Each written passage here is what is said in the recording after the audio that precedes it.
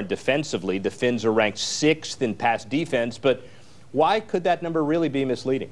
Rick, when I look at pass defense, I don't only look at the total yards given up. I look at interceptions and pass deflections. The Dolphins have 3 interceptions in 4 games. There's only 5 teams in the league with worse interceptions in that area. And also pass deflections, we're in the bottom half of the league.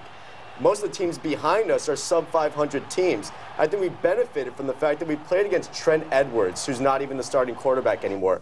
Brett Favre, who has a different issue every week. Look to Jason Allen in the immediate future. I think teams are going to be picking on him. Let's see if he can overcome that. And defensive linemen, get your hands up. We don't have any batted down passes at the line either. Hey, Davis, on the injury front, Jake Long bothered by a bum knee. Jared Odrick slowed by an ankle. Channing Crowder, he hadn't played because of his groin injury. How much do you expect them to have as far as an impact?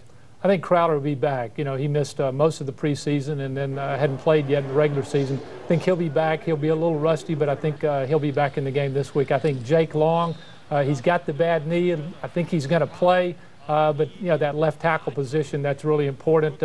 But the good thing is that the Packers have a bunch of injuries, too. You know, they lost Ryan Grant, their running back.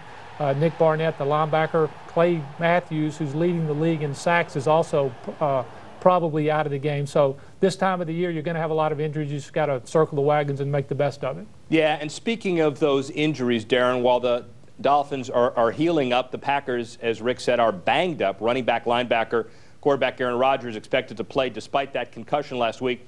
And speaking of that, how good a job is the NFL doing with its new concussion policy, do you think? I think they're doing as good of a job as they can. The problem is that players are not self-reporting their concussions or their injuries. So with the NFL's concussion policy, if they're fully recovered and cleared by a neurologist, that's when they're able to go back onto the field. I remember there was a Philadelphia Eagles game earlier this year.